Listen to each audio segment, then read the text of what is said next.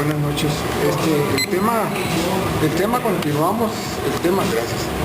Pues, filosofía política, ¿no? La semana pasada yo hablaba de que los idealistas alemanes se habían enfocado en una crítica directa hacia la burguesía y el capitalismo, y los filósofos ingleses no. De hecho, nos comenta aquí el libro de Brian McGee, de su capítulo de los utilitaristas, subtitulado Los empiristas volcados en la ética y en la política, que Kant estuvo olvidado muchos años para los ingleses. Entonces ellos no tuvieron este conflicto tan fuerte contra la burguesía, más bien se apoyaron en la burguesía para mejorarla, diríamos así a grosso modo, ¿no? Y en la historia de la humanidad es interesante ver cómo se dio el cambio entre las universidades religiosas y las universidades laicas. Porque hoy en día nacemos hoy en el siglo XXI y decimos, pues tengo la opción de irme a una iglesia católica, a una universidad católica o religiosa o una universidad del Estado, digamos la UABC, ¿no? Pero antes no era así, ¿verdad? Antes la historia de la humanidad comenzó con que la educación, como sabemos, estuvo en manos de la religión, de la iglesia. Y las primeras universidades, por ejemplo la Sorbona, eran 100% cristianas, 100% católicas, religiosas. Entonces, en la historia, ¿cómo fue que se da ese nacimiento de esa otra rama? ¿Verdad? Y aquí en la historia de Inglaterra aparece con la University College de Londres. El University College de Londres fue la rama utilitarista de la universidad laica. ¿Cuáles eran las religiosas? Las de Oxford y las de Cambridge. Esas eran las antiguas. Claro, había discriminación. Sí. Si no eras muy religioso, si eras medio ateo, pácatelas, no entras. ¿Verdad? Entonces, viene una nueva generación de filósofos, viene una nueva generación de pensadores y se crea la University College de Londres. Uno de los pioneros que dio dinero para la creación de esta gran universidad es Jeremy Bentham. Y habíamos mencionado la vez pasada que Jeremy Bentham había inventado el famoso panóptico,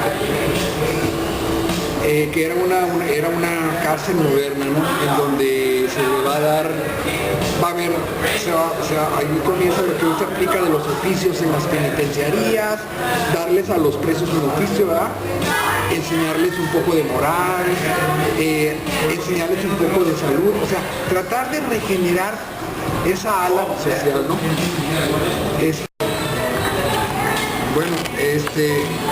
Gracias. Hablando del resentimiento religioso que surge cuando una persona siente que la religión le coarta su emancipación sexual y viene un resentimiento en contra de todo lo religioso, también puede surgir un resentimiento en cuanto a todo lo gubernamental por una creencia de que el gobierno lo hace a uno trabajar, ¿verdad? Sin embargo, el tema de la asistencia social, es un tema que se trató en Inglaterra desde el año de 1601, cuando se publicó un libro titulado Las leyes para los pobres. Porque antes de ese libro había dos opciones, ¿no? Que cada quien se haga cargo de sus propias necesidades, esa es una opción. Que cada quien se haga cargo de sus propias necesidades, o sea, yo no tengo por qué darle dinero a otra persona. No tengo por qué hacerme cargo de las necesidades de otra persona. Y la otra opción es, sí, que yo, que soy capaz de satisfacer mis propias necesidades, hay una ley que me presiona o me exige para que yo, que ya soy de la élite, de las personas que me hago cargo de mis propias necesidades, me haga yo cargo de los pobres. Es una ley. Esta ley surgió en el año de 1601, que se llamaban las leyes de los pobres.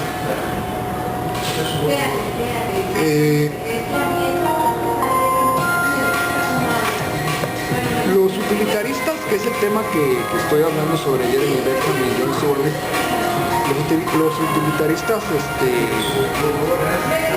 ingleses que no tenían un resentimiento como los alemanes en contra de la burguesía y en contra del capitalismo, los utilitaristas ingleses también se enfocaron en el amor libre, ¿sí? El amor libre. De hecho, en un lugar, había una mansión en Somerset, Inglaterra, en donde se creó una nueva religión que se llamaba el culto a Agape Mone, el culto al Agape Mone, de la palabra Agape, que es el amor griego, el amor espiritual, y que en la década de los 40, de 1640, este culto lo situaron en una espaciosa mansión de Somerset, un lugar de Inglaterra. El culto pronto adquirió la reputación de la práctica del amor libre.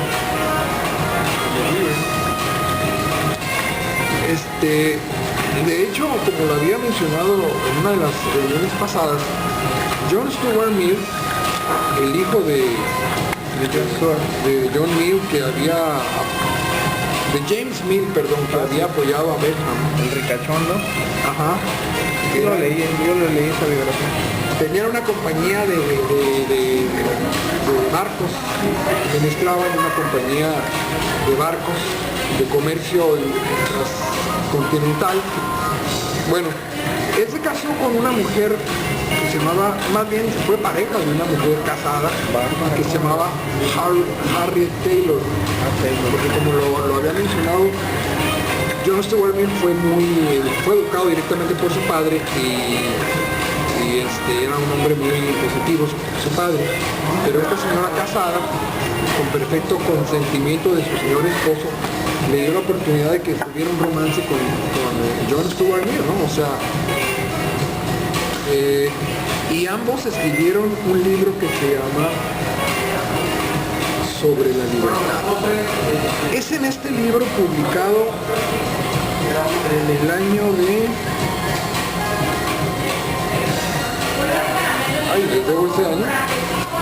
que John Stuart Mill dice que la libertad mía termina donde comienza la libertad de la otra persona. También John Stuart Mill es uno de los primeros feministas. Sobre la libertad se publicó en 1859. La servidumbre de la mujer, otro libro de John Stuart Mill que hizo que lo publicó en 1948, antes lo hizo con Harriet. Bueno, esos temas te encantan, sí, yo creo que hay una laguna en el nunca lo vamos a terminar. No conviene este tema. Yo creo que hay una laguna en el discurso. En el discurso falta el elemento de la discapacidad. Y esta es la laguna que en los planteamientos filosóficos de crítica al gobierno y a la historia de la filosofía política se omite. ¿A qué me refiero? Si pongo un ejemplo en micro, si tú tienes un hijo que tiene el síndrome de Down, tú sabes que él no te va a ayudar, más que nada él te va a ocupar en una serie de necesidades. Con este ejemplo en micro se expande a la sociedad. Hay mucha gente que es discapacitada, claro, que a través de la historia, como veíamos, como lo señalaba Foucault, ¿qué pasa? ¿Cómo se resolvía este problema con la nave de los locos? Se metía toda esa gente que era de escoria de la sociedad, la carga de la sociedad, y se aventaba el barco a la deriva. Hoy en día los sistemas de asistencia social se han humanizado y existen leyes, por ejemplo en la arquitectura existen leyes para discapacidades. Lo que hunde a todo pueblo es la ignorancia y el resentimiento hacia lo religioso y el resentimiento hacia lo gubernal, por ignorancia, por simpleza de pensamiento. En las universidades laicas, principalmente en Estados Unidos, se predica el concepto de otredad, que estuvo ya embebida en la literatura de posmodernista. El concepto de otredad que se enseña en las universidades laicas, sin hablar de Jesucristo, sin hablar de religión, es una terapia para que el individuo comprenda que uno se tiene que bajar del trono para poner al otro en el trono y servirlo. Y entender que si tú estás bien, si él está bien, tú también vas a estar bien. Esto no tiene absolutamente que ver nada con la religión. Nada con la religión. Es un concepto de educación. Es un concepto de normas sociales. Pero ¿qué pasa en un país como México? Primero soy yo, después soy yo y último soy yo. Ahora, México no puede en un momento dado cerrarse a las computadoras, al micrófono. Sería falso. Yo cómo voy a decir, no, pero es que yo soy mexicano y Microsoft no es una empresa mexicana y yo no le voy a dar a ganar dinero a los mexicanos. Ahí está la máxima traición a los mexicanos. Pero ¿qué pasa? Primero soy yo. A mí no me importa que el país no tenga trabajo. Yo le compro al extranjero porque yo quiero tener mi iPod, porque yo quiero tener... Pero claro, no, se nos olvida que vivimos en una época de celulares, que vivimos en una época de iPhone, y eso no se toma en cuenta para incluirlo como un elemento, como parte del progreso, en el elemento de la esclavitud económica y de los bajos salarios. Es obvio que el concepto de otredad no ha llegado a mucha gente. Hacía una encuesta en una ocasión sobre la diferencia entre los países avanzados y los países tercermundistas. Los países avanzados se caracterizan porque el pueblo obedece las reglas. Esto quiere decir las reglas sociales, las reglas laborales, las reglas de tránsito, las reglas escolares. Esto quiere decir que nosotros nunca vamos a llegar a ser un país de primer mundo. Simplemente. Joseph Barthélemy Gobineau, un diplomático francés que se considera que él puso las bases del racismo alemán, escribió un ensayo muy influyente que decía, que se titulaba El origen de las desigualdades entre las razas humanas. Él tiene una novela, un libro que publicó en el siglo XIX que se llamaba Novelas Asiáticas. El diplomático francés conoció otras culturas y en la novela que aparece en ese libro, que son varias novelas, La guerra de los turcomanos, el conde de Gobineau describe toda la serie de picardías del iraní, del persa, promiscuidades, una sociedad que sobrevive solamente a través del engaño. Son rasgos completamente embebidos dentro de una cultura que no se quiere reconocer, en pos de un patriotismo ciego y un chauvinismo, ¿no? En pos de un chauvinismo exagerado. Muy bien. El tema de la filosofía política va en armonía o en consonancia con el nivel económico del filósofo y con el nivel de bienestar del filósofo. Es obvio que un filósofo, ciudadano filósofo que no ha sido beneficiado del poder económico, va a construir una filosofía en lucha en contra del poder. Y es obvio que la verdad no existe. Solo existen creaciones para debatir dependiendo de la situación como a mí me vaya en la feria. Si yo soy, por ejemplo, un filósofo que me veo beneficiado del poder económico, obviamente mi trabajo va a ser dirigido hacia la perpetuación de ese sistema, porque yo me estoy viendo beneficiado. Pero eso no tiene absolutamente nada que ver con la verdad. No tiene absolutamente nada que ver con la verdad. Ahora, ¿qué más?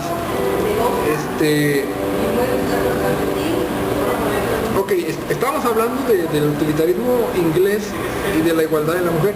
Platón había enseñado que la mujer debería de ser educada, educarse. Sin embargo, casi más de 2000 años después de Platón, ¿no?, la mujer fue relegada a las labores del hogar, y se vuelve a retomar esta idea hasta el libro de 1869 de John Stuart Mill, que se llama La servidumbre de la mujer.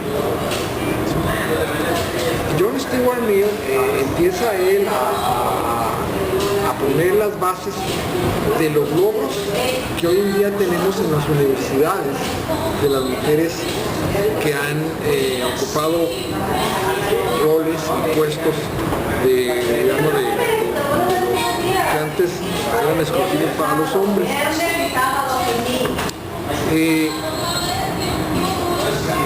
Nosotros pusimos tiempo. Perdón, hay 3 minutos, voy a usar nada más, gracias. Sí, entonces en la servidumbre de la mujer, John Stuart Mill propone que la mujer debe de ser educada, al igual que el hombre. Y Epicuro, uno de los filósofos antiguos griegos, también había abogado a favor de la mujer. Bueno, de hecho los pensadores de la Revolución Francesa, los pensadores misógenos alemanes, jamás tocaron el tema de la mujer de manera favorable. Bueno, entonces, ok, en la novela de Conde de Gobineau, este gran diplomático, es La guerra de los turcomanos, hay una escena chistosa. Se trata de que una prima trae de cabeza a 4 primos y los 4 están enamorados de la prima. Total que en toda la historia aquí se ve la misoginia de Gobineau. La prima se viene casando con los 4 en diferentes etapas de su vida, y a los 4 los ayuda y al último se queda por conveniencia con el que tenía más dinero, pero los ayudó a todos y al final uno de ellos está brindando y dice: los 4 la queremos porque ninguno de los 4 le guardamos rencor. Obviamente que esta idea va a chocar con la idea cristiana de la sacralidad del matrimonio, ¿no? Ahora, en el en la guerra de los turcomanos también hay una escena chistosa que los iraníes se van a la guerra contra los turcomanos y pierden la guerra y los agarran de esclavos. Luego los oficiales iraníes llegan y los rescatan, y ya después que lo rescatan les dicen: encadénense otra vez porque van a entrar como héroes al pueblo. Y estos se dejan encadenar y adivinen qué pasa. Los obligan a que pidan limosna para que el pueblo pague el rescate que ellos pagaron. Ellos pagaron 10 tomuanes por cada prisionero, ahora el pueblo va a pagar, pues claro, fueron engañados. Y así mucho de ese tipo de historias. Emocionas si se te va el tiempo. Okay. Fíjense que yo estudié arquitectura y al hacer un viaje por la periferia de la ciudad de Tijuana, que ha crecido mucho, colonias que han crecido de una manera irregular, la arquitectura folclórica de lugares como el Mariano Matamoros, la delincuencia, el Florido y todo eso. Quisiera hablar del tema del proceso burocrático y de los permisos de construcción. Por ejemplo, la filosofía de la gente es: ok, yo soy mexicano, yo llego a la periferia de la ciudad y como soy mexicano y el gobierno es mi papá, me tiene que poner la tubería ahí, y para ahorrarme dinero yo voy a hacer mi casa fea, mal hecha, por peligro de que se me caiga, por cuestión de que soy ahorrativo. Este caos urbano es un testimonio del nivel de cultura que existe. Tú hablabas del México exportando. ¿Qué pasa? Cuando tú vas a la línea, hay veces que hay línea hasta de 4 horas, que hay, tú ves ahí a 3.000 tijuanenses, entre señoras, jóvenes, adultos, 3.000 que van a gastar 4 horas de su vida, y de esos nadie va a traer un libro. Nadie va a traer un libro. O sea, ellos dicen: ok, buen punto. Yo voy a entrar a trabajar no es la filosofía del tijuanense. Me voy a preparar, voy a ser un mejor ciudadano para hacer una contribución social. Es: me la juego, me conviene, me espero 4 horas, trabajo, me dan 20 dólares al día y regreso y me lo gasto y veo la telenovela, y ya total, llegando en la noche veo la telenovela, ¿no? Ahora, llama la atención que cuando la línea empezó a ser extensa, se generó un nuevo oficio del lado de México, en el tijuanense, empezar a rentar bicicletas, porque había una estratagema en la ley para que tú pudieras burlar toda esa vigilancia si traías un vehículo de llantas. Se aprovechó de esa regla para hacer un negocio, pero ese muchacho inteligente que hizo ese negocio no aportó esencialmente un producto fundamental para la humanidad, sino que se aprovechó de una situación para sacar una ventaja personal en detrimento de muchas personas que no tenían el nivel económico. A ese tijuanense mexicano no le importó decir, pero es que esta nueva estratagema que yo estoy pudiera afectar a los menos pudientes económicamente. Él hizo primero en él, o sea, no tenía embebido el concepto de la otredad. Bueno, y también vemos que en la línea también están los que hay camioncitos, ¿verdad? Son las industrias de moda que se van creando. Siempre cuando suceden fenómenos sociales hay que estar buscando cuál es la manera de hacer negocio. ¿Ah? Okay. Ahora, no leemos. Tú hablas, por ejemplo, de la exportación mexicana, etc. Simplemente se toma una revista mexicana de exportación o de comercio. Lees un artículo, por ejemplo, que ahí te habla cuáles son los productos mexicanos que han cruzado la frontera. Si tienes pasaporte, te vas a asombrar que te vas a encontrar Sabritas en un 7-Eleven del otro lado. Es increíble. Para Sabritas y para Bimbo haber logrado la exportación fue un proceso de 5 años burocráticos. 5 años burocráticos. O sea, tienen que ser empresas mexicanas con un nivel de conciencia tal que pueden cruzar, pueden cumplir con todos los requisitos burocráticos de un país para que puedan tener los beneficios de la exportación. Obviamente, el que, te pongo ese ejemplo, el que construyó su casa sin permiso de construcción, sin importarle más que yo, ¿verdad? Y que le saliera barato, pues no tuvo que esperarse pacientemente para ese proceso de burócrata que le hubiese dado una licencia de construcción. Entonces, el problema de México es la famosa ilegalidad. El problema de México es ese famoso egoísmo. Como dijo el Instituto Premio Nobel de la Paz, para el mexicano no hay esperanza a menos que nos perdonemos unos a los otros. Hay una cosa, ¿no? Hay una historia de un político que era muy admirado por la sociedad, ¿no? Que en su discurso decía, yo estoy con los pobres, yo estoy con los buenos, con los más necesitados. Y la gente lo creyó, pero fueron a su casa. No, mira, una casa de pisos, carros y todo. Vámonos, ¿no? Entonces, llama la atención que mientras hay personas que tienen un carro y una casa de 2 pisos, hay otra persona que no tiene dónde vivir y sin embargo ese que tiene una casa de 2 pisos y un carro sale a defender a muerte y él dice que va a entregar su vida por defender a los menos pudientes, ¿no? Llama la atención esta forma de desenmascarar paz, de desenmascarar el discurso. Precisamente en la Biblia hay un pasaje muy interesante y cuando un hombre rico había cumplido todo lo que la ley decía, ¿no? Y se acercó a Jesucristo, un hombre que no tenía bienes materiales, ¿no? Ese hombre estaba preparado y a pesar de que tenía bienes materiales, sabía que algo le faltaba. Se acercó a Jesús y le dijo, Señor, ¿qué hay que hacer para heredar la vida eterna? Pues, los mandamientos los conoces. Ama a Dios sobre todo. Le dijo todos los mandamientos. No, Señor, dice yo, todo eso lo he cumplido.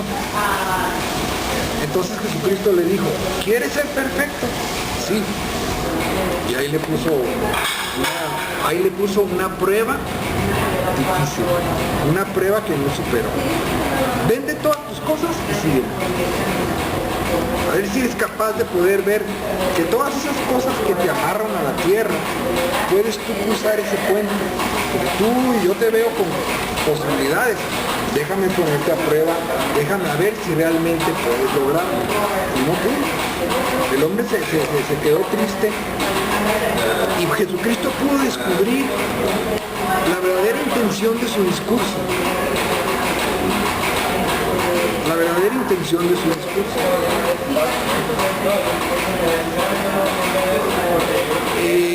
¿Qué pasa? Le preguntaban una vez bueno, salió por ahí en el internet que el presidente más pobre era un presidente uruguayo. Le hicieron ¿cómo se llama? O sea, un inventario de sus bienes. Así está diciendo así. Un inventario de sus bienes, y tú te vas a dar cuenta si realmente un presidente está dispuesto a seguir. Realmente yo no necesito mucho dinero para cumplir el trabajo que yo quiero hacer, ¿verdad? Hay una película muy interesante, Ben Hur, y los que han visto esta novela, se maneja un juego dialéctico muy interesante entre Charles Heston, que representa a Ben Hur, judío, y un general romano que es todo lo opuesto a él. El general romano, que tiene tendencias suicidas por su materialismo embebido, cuando se hunde el barco desde el cual Ben Hur era un esclavo, dice: el capitán que pierde su tripulación no merece vivir, y se quiere suicidar.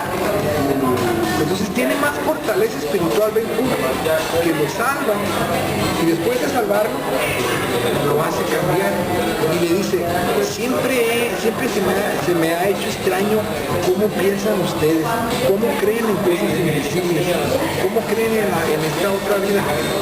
Qué torpe, ¿tú qué ganas con salvarme? Si yo te tenía como esclavo, nunca los he entendido. Entonces, gracias a ese acto de amor, ese acto, esa locura realmente para la mente materialista del romano, se pone a reflexionar y lo adopta en la novela como su hijo, y lo hace ascender políticamente. Pero está muy interesante esa novela porque precisamente el autor contrapone esos dos puntos de vista. Tú hablas del que cumple reglas y del que no, o del que cree en lo bueno. Yo hablo del loco que cree en las cosas invisibles y del astuto que cree en lo que toca y que le saca ventaja a la vida lo más que puede. Esos serían los dos. Todo ahí va para allá. A ver, ok, fíjense que... Darle con todo. Ok, hay una diferencia entre un libro académico y un libro de teorías conspiratorias. Por ejemplo, un libro de teorías conspiratorias es como ese tipo de libro de Los Ángeles, Tu Ángel y Yo, o Los Ángeles y los colores de los ángeles. Ahí está duda. En donde ese tipo de personas que escriben, y son libros que tienen mucho éxito entre el pueblo llano, se caracterizan porque el escribiente, el autor de ese libro, no hizo absolutamente ninguna investigación académica, ni al final del libro aparece una bibliografía en donde todas las afirmaciones que él hace forman una estructura conectada con una bibliografía. Cuando tú agarras uno de esos libros, y hay mucha gente amante de teorías conspiratorias, no, que el gobierno y que etcétera. Ahora, el tema de la manipulación. Yo quisiera saber si realmente una persona es capaz de dejarse manipular y quién es responsable de eso. Ahora, el tema de la educación en México y de la educación en Estados Unidos. La UNESCO pone a Estados Unidos en el número 5 y a México lo pone en el número 60-70. De hecho, el primer latinoamericano que aparece es Chile. Y después España. México viene apareciendo. Túnez está arriba de México. Entonces, la pobreza de un país va en completa consonancia con su educación. con esa falta de respeto a las leyes, con esa corrupción que existe. Simplemente basta echar un vistazo a la estructura educativa de ese país, y sin hablar de Elbes Gordillo ni nada. Bueno. Ahora, aquí José pones una contradicción en cuanto a los ricos y a los pobres. Por un lado, primero nos mostrabas un discurso de apoyo a los ricos, a los pobres, y ya después haces una crítica al cristianismo por una ensalzación de los pobres. Entonces ahí que veo un discurso doble.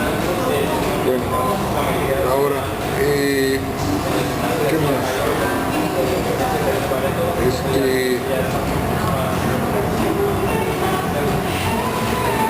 Sí, o sea, el no saber pensar, el no saber escribir, es un verdadero problema nacional, el no saber pensar. El tener un pensamiento mitológico todavía arraigado a creencias invisibles, a libros de ángeles que están muy de moda, ¿no? El verdadero académico muestra su erudición con un trabajo laborioso y muy industrioso en cuanto a un trabajo de los muchos libros que leyó, las citas que hace, y en donde uno puede verificar escépticamente si la cita que él está mencionando de ese autor que lo dijo está en el libro y en la página, ¿no? Entonces, eso es algo que se está dejando muy a la ligera aquí, ¿no? O sea, yo creo que tanto en nuestras conversaciones como en la manera de escribir, tenemos que tener un respeto por la audiencia, en el sentido de citar, o sea, los malos discursantes o los malos escritores son los que dicen, muy bien, voy a hablar y ahorita lo que no vengo preparado, pero son ideas que yo tengo y ahí les van, y así como me vayan llegando a la mente, así las voy diciendo, ¿no? Y esto es esto, y esto no sé quién lo dijo, pero yo lo digo, y esto no sé quién lo dijo, pero no lo digo. Entonces, el trabajo de un buen escritor, de un buen intelectual, es hacer una armación estructuralista de todo el legado cultural y conocerlo, y no de una manera pasional defender puntos de vista que no tienen fundamento en una bibliografía académica. Es muy fácil inventar, no puedo inventar. Y esto tiene que ver con la cultura de la picardía, porque como uno juzga vive, y se habla mucho de la picardía del gobierno, de la picardía del poder que me tiene sojuzgado, pero entonces tenemos que hacer una cultura de la picardía, una educación de la picardía, para poder defendernos de la picardía. Yo creo que eso sería más sensato, en vez de estar tirando al gobierno por pícaro. Mejor vamos a defendernos de la picardía del gobierno, haciendo una deconstrucción de la picardía para poder fortalecernos, educarnos y vencer a esa famosa picardía, ¿no? Esa supuesta picardía. Ok, el detalle de Pemex es que cuando tú vas a Estados Unidos, y lo que tú dices de Andrés Manuel López Obrador, de la refinería, es cuando tú vas a Estados Unidos, está Exxon, está Chevron, y cuando tú vienes a México nada más está Pemex. O sea, tenemos una nacionalización de los hidrocarburos en México, y distinto a los Estados Unidos. El problema del nacionalismo es una decisión que México tiene que tomar en cuenta en cuanto a decir, ¿a quién le voy a dar a ganar este trabajo, este dinero? ¿A un paisano o a un extranjero? Es nada más así de sencillo. Si yo quiero mucho a México, pobre, yo voy a seguir siendo toda mi vida. Pero la disyuntiva es muy sencilla. ¿A quién voy a hacer rico? ¿A un extranjero o a un mexicano? Pero si hago rico a un extranjero, yo voy a seguir pobre. Y si hago rico a un mexicano, yo voy a seguir siendo pobre. Entonces no hay absolutamente ninguna diferencia. Ahora, ¿qué más? Hablar. Tiene que hacer otra ronda. Es lo malo, ¿no? Bueno,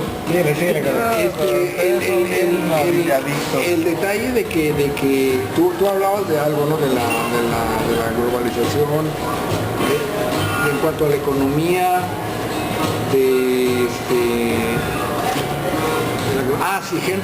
Henry David Thoreau fue un filósofo norteamericano. naturalista. Él se fue al bosque a vivir en una cabaña junto a un lago, sin hacerle daño a la sociedad, y estarle reclamando al gobierno de Estados Unidos que era un pícaro que le estaba robando su trabajo y su esposa.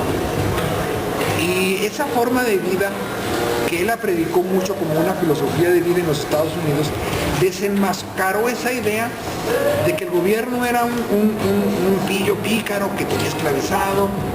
Es obvio que en los años 70 todas las películas de la India María estaban dirigidas para que la provincia no fuera la ciudad, porque la ciudad ya estaba construida que a toda dar, aquí hay calles, ya me las construyeron, yo ahí andaba durmiendo suave, en milpa, pero aquí ya llegué y no puse ningún penny, pero hay tubería, y hay agua, y hay todo, ¿no? Entonces, es muy interesante ese discurso, es muy interesante. Tú puedes ser feliz en el lugar donde tú estás, pero el problema es de que llegas a la ciudad y quieres aprovecharte de los beneficios y empiezas a luchar contra ellos, empieza la rebatinga, empieza el rencor, empieza, no, porque tú sí, yo no. Entonces, digo, yo lo veo así, ¿no? En los Estados Unidos se dan cursos históricos de colonialismo, y existe lo que se llama la literatura postcolonialista. Lo habíamos mencionado, la importancia de la filosofía, que Lukács había explicado que la decadencia de la burguesía era el imperialismo. Ese era el estado ya podrido de la burguesía. Es el imperialismo. Cuando tú empiezas a ser imperialista, oye, llegas tú a Brasil y a los indios amazonas les dicen, oigan, me dicen los amazonas, yo vivo feliz aquí. No, que vives feliz aquí. Llegas a imponer tu velocidad, tu mancha urbana, dejas pobreza a tu lado, a todos lados. Entonces, hay que ponernos a pensar en eso. Yo ya lo pensé. Hay muchos problemas en donde, como lo mencionaba la vez pasada, choca el pensamiento mitológico y el progreso urbano. Es obvio que las ciudades están enfermas. El hacinamiento humano produce maldad. No hay esperanza en la ciudad. En la ciudad hay delincuencia, hay un montón de problemas. Pero ¿qué pasa? Los políticos no tienen la culpa. ¿Quién tiene la culpa? La gente que se quiere aprovechar y que dice, yo me quiero ir a la ciudad.